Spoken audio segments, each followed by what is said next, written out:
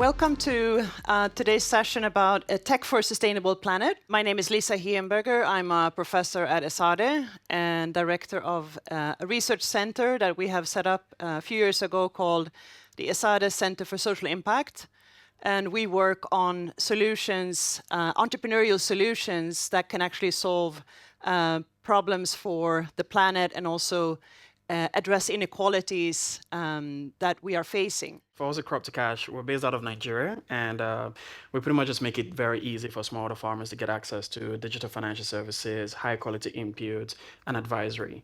When we started off by using one of the very little known technology by the MNOs called USSD to make it a lot easier for smallholder farmers in Africa to open bank accounts without requiring a smartphone or internet connectivity or physically, meeting someone to do that. And we were actually quite successful with that. Our goal going forward was then, can we then, make it possible for farmers that are getting access to financial services to then use this financial service to purchase or to get access to climate smart inputs and products.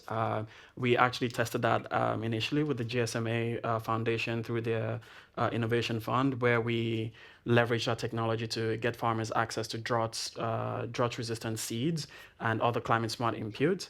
And we went from, I think, roughly 200,000 farmers using our product to nearly 500,000 farmers in just over 2 years. We then went one step further because in doing that, in getting farmers access to this climate smart product, we realized we needed to train these farmers. And then that led us, developing something very interesting, which in the AI space that makes it possible for us to train smallholder farmers with their own personalized AI agent that they can talk to via toll-free phone number in their local language. And this solution is closing a huge gap that is existing right now.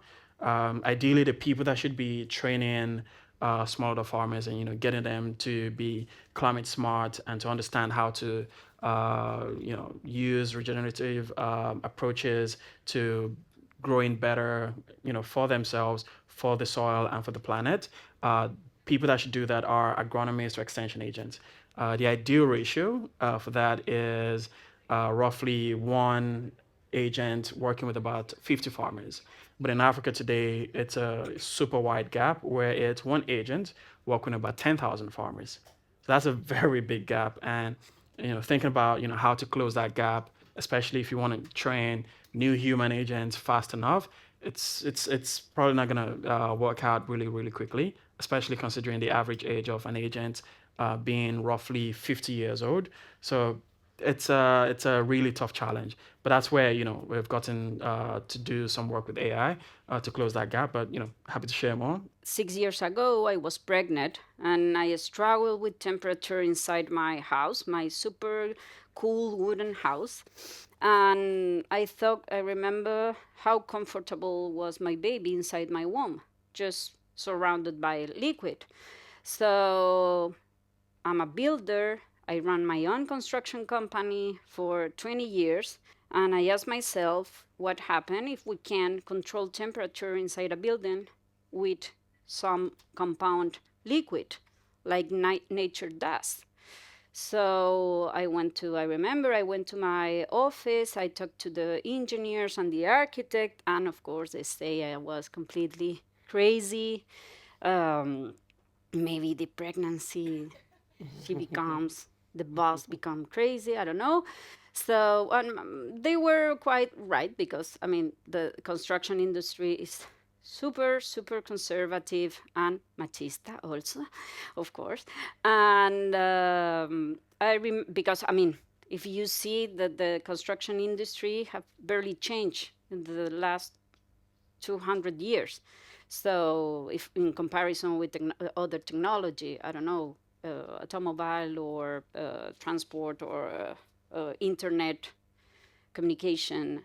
So 6 years after, I create a liquid compound. It's a NIDO hydrogel. So I wasn't that crazy. And this hydrogel is inside a panel, so we can replace non-structural concrete in the lightweight construction system. So the impact is huge because I know my people, I know the builders, so we are cheaper. This is the first check you have to do in this industry. We are faster to install, and then we are 80 times greener than concrete. So the impact in a lot of level, even in social level, is huge because I come from Chile, and in Latin America, also I can imagine in Africa, climatization system is a luxury.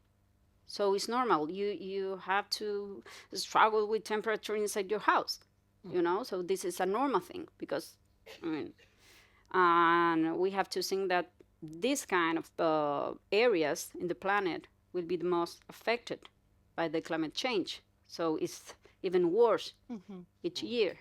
So also we have this in mind, a social impact about what we are doing.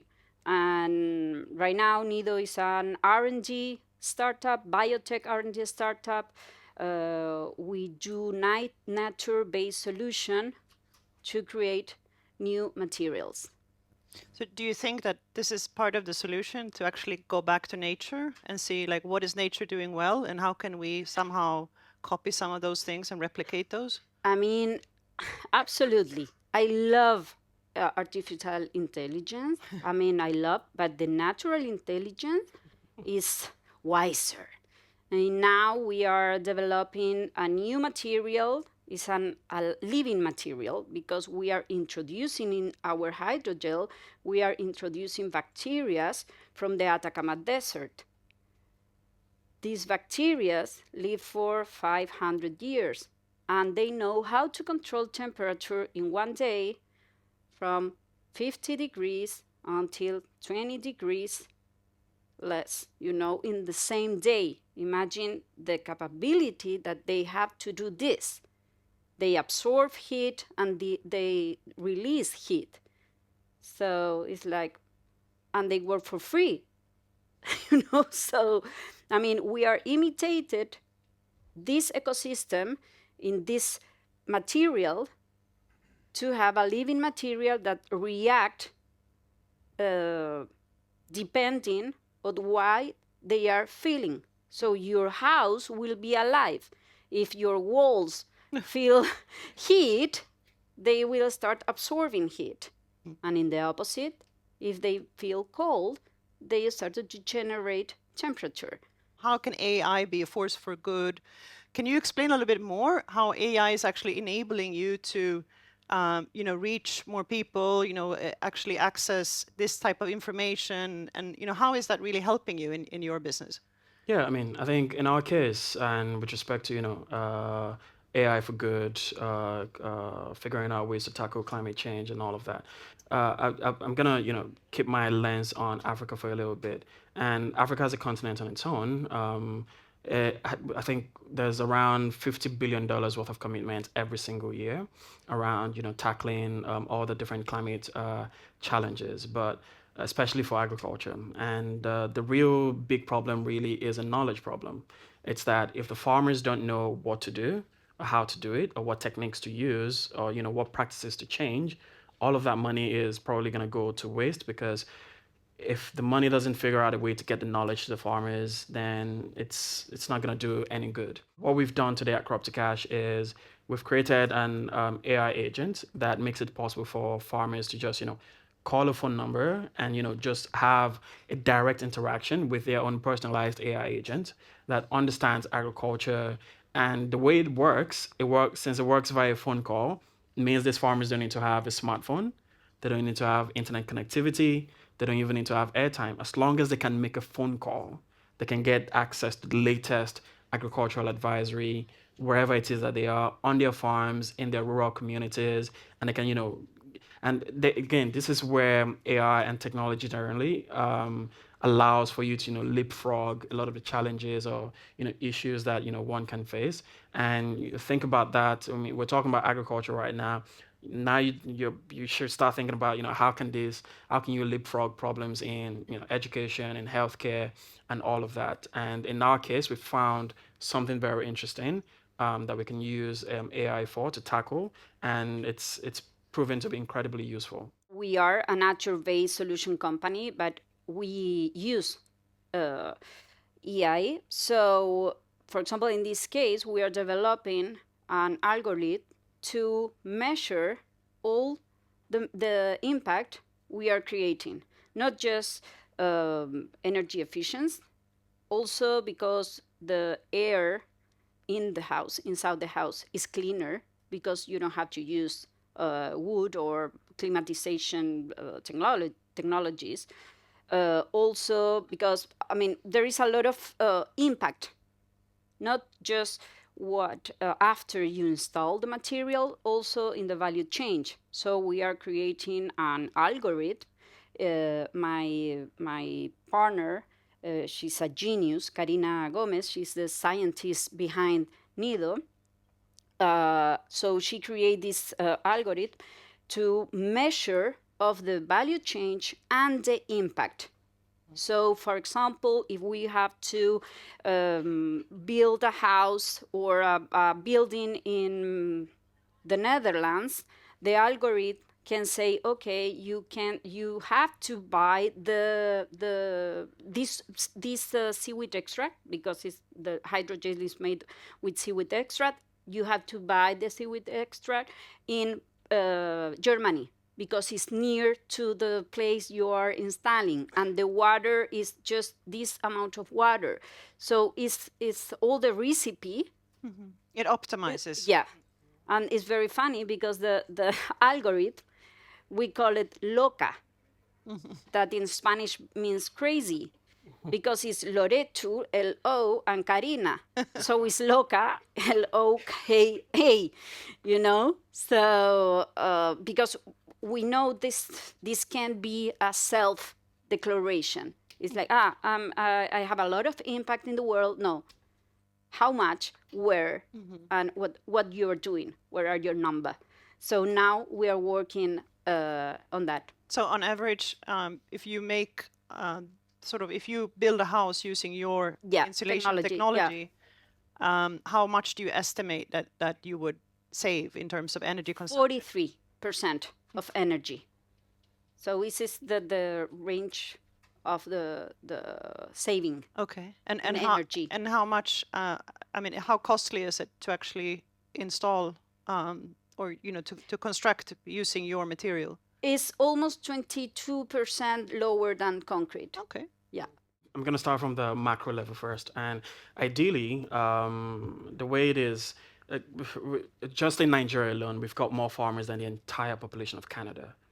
Think about that. Like, if you give a seed to every single person in Canada today to, go plant, Nigeria's got more farmers than all of their population. And as it is right now, if like roughly 10% of farmers are practicing climate smart agriculture, and 90% of these farmers are seeing huge results from that. They're seeing 30 to 45% increase in their yields based off of just adopting a new practice. And of course, this is leading to better income for them. Of course, better climate effect for the soil, and better food being grown. In our case, directly, we've seen on average 35% increase in the farmer's yield based off of the advisory that they're getting from our AI. Because it's that, idea, like when they want to do anything right now, they've been working with the knowledge that they've had from the 90s, 80s, and the 90s. So planting, agriculture in most places and for smallholder farmers is still, stuck in the past. But now that they have the latest knowledge with them, and the way they usually get it, it works on the phone. They call the phone number, usually in the evenings. They put the phone on speaker, and then they're talking to the AI. And then they're asking it questions, they're getting feedback. Sometimes they argue with the AI, but we've built some personality into the AI so it can manage situations like that. And they go out the next morning to practice what they learned with the AI, and then they see how that worked, and then come back in the evening to say, oh yes, yesterday you told me this, I tried it out, this is what I got. Thank you so much for joining us, and thank you to the speakers.